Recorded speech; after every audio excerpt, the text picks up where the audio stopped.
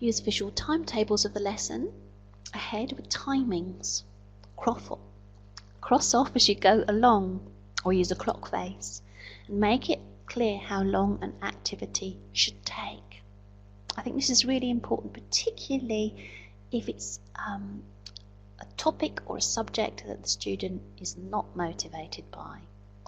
If they can see that this is only going to take 10 minutes and then they're moving on to their topic of interest, it will be much easier for them to deal with that chunk of time.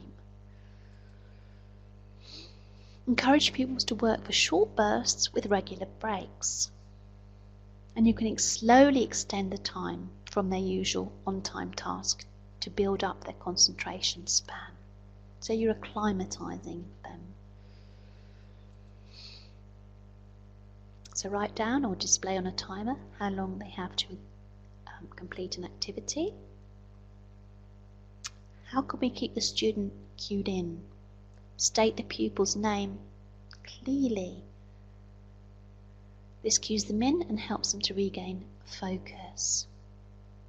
So I wouldn't do it generically, so say, I don't know, class 3A, time to concentrate now, as your particular student might not associate themselves as being a part of that group. It's really important that you use their name directly. You may have to prompt. Sometimes our pupils get stuck, need help moving on. And remember that our students are multitasking enormously at school. They're dealing with social interaction difficulties, they're dealing with sensory overload, plus the academic work that needs to be done. So it's not surprising that they can experience fatigue. So we need to allow small breaks and snacks and water.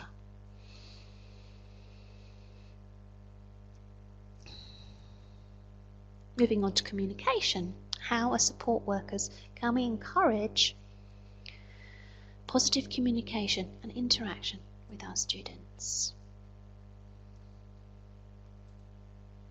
Smile, greet, use a quiet and appropriate tone of voice. Now, you may have to exaggerate sometimes with your smile. I'm working at the moment with a university student, and sometimes we do a debrief of our session, and I had asked him to note my facial gestures, and he had not noted that I had smiled on several occasions, so he was missing that. So you may have to be a little bit exaggerated.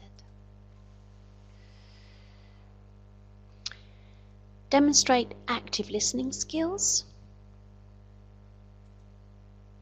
Use lots of non-verbal communication.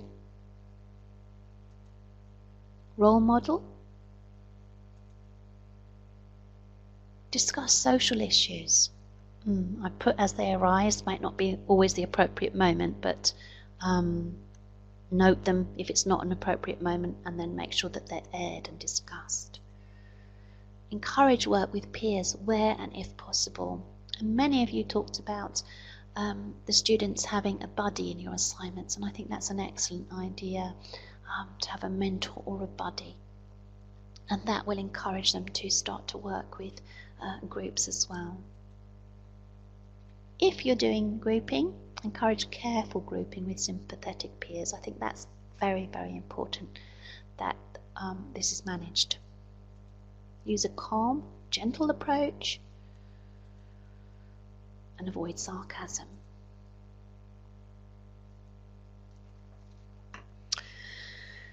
Note that we should always model communication as reciprocal exchange, which sometimes means sharing information about ourselves and our thoughts, ideas and opinions. So tell the pupil your name and a little about yourself, and then find out something about them. Obviously, we need to be mindful what we share, but it's important that some trust is built. In terms of communication, it's also really important to offer choices, and this gives some control back to our students. Our pupils often complain of feeling controlled in all aspects of their lives. So sometimes where we intend to help, we add to that control. And it's necessary, it's vital to consider this viewpoint and to offer choices where possible.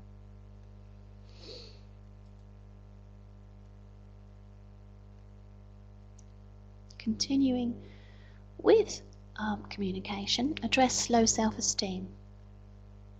We all need to know what we do well. Please take time to praise and to encourage your students to recognize their strengths. Active listening is really important. So use formal and informal roads to ensure that our pupil's voice is heard. Examples of this could be opportunities to voice ideas and opinions in weekly social skills lessons or circle of friends, and then at the end of the term and at the annual review meeting. Use email or debriefing sessions to update the school community of possible problems. For example, a change coming up later in the week, an issue at home, an issue with friendship, etc. However, sometimes we need to recognise that more help is needed externally and we're not enough, especially with some pupils where the line of self-esteem begins to blur into more deeper-rooted mental health difficulties. So be mindful of that. I'm just going to go back to the first point on this slide. Please encourage pupils to see their strengths. I would say this also goes for communication with parents. They too need to know what their students, what their children's successes are. This is so vitally important that we don't always point out the problem areas, that they know what's going well for their child. So please, please be mindful of that. Right, I'm just preparing the next slide.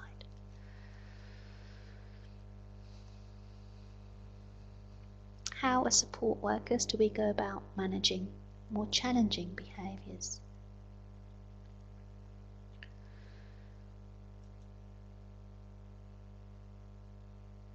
Make sure that you know the pupil and their targets. Likewise, remind them clearly of expectations and targets prior to and during the lesson. Give 2 or 3 targets and expectations and ignore the rest. We can't take on the whole of the individual education plan in one session. Before a lesson starts, discuss choices and consequences of what the pupil chooses. Let them feel in charge. The choice is theirs. Make sure that there is a visual display somewhere of how positive behaviour links with their reward system, if you have a reward system in place.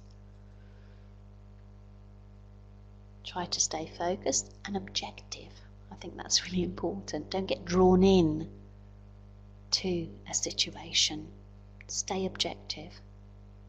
It's far easier to de-escalate a situation when you're objective and you're not right in the heart of the storm. Smile, keep positive, and use humour. And as many of you pointed out, sometimes we might need to remove the audience.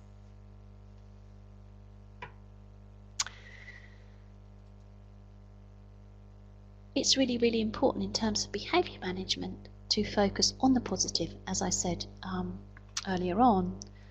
So find things to reward your students for. A small kindness, an overcoming of personal difficulties, an incident where they've put someone else first. Observe carefully and be mindful of these small steps. Offer an escape route.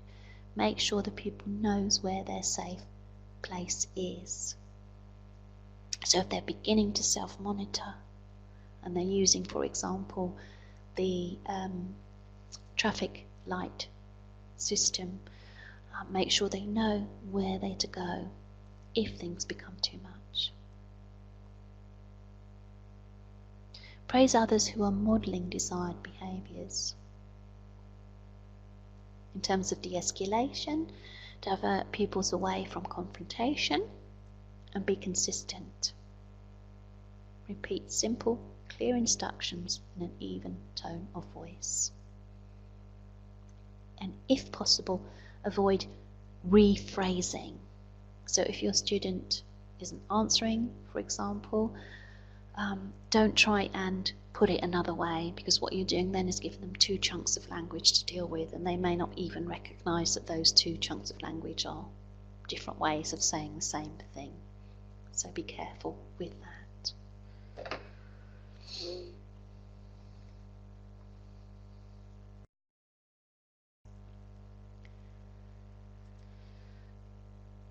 This acronym is helpful. KISS. Keep it simple and short, or short and simple. Use concrete language, not abstract language. Use the student's name. Explain instructions explicitly, or write them down in number order, or with a visual aid. Chunk the lessons. So break down tasks into manageable chunks. Short sections of information should be given at any one time to avoid overload. Keep instructions brief. Keep words to a minimum. Explain specialised words and keep a word bank. I think in some places you can see it a bit like learning English as an additional language. Our students may come across a lot of new language, and they may not necessarily understand that language, so it might be useful to have a bit of a vocabulary book or a word bank. And I've experienced this quite often with my students, because in art there are a lot of specialised words. So I tend with all of my students actually to do vocabulary building as well as looking at techniques, etc. So explain specialised words. Never assume understanding. Check regularly for comprehension. And if your students are able, encourage them to paraphrase.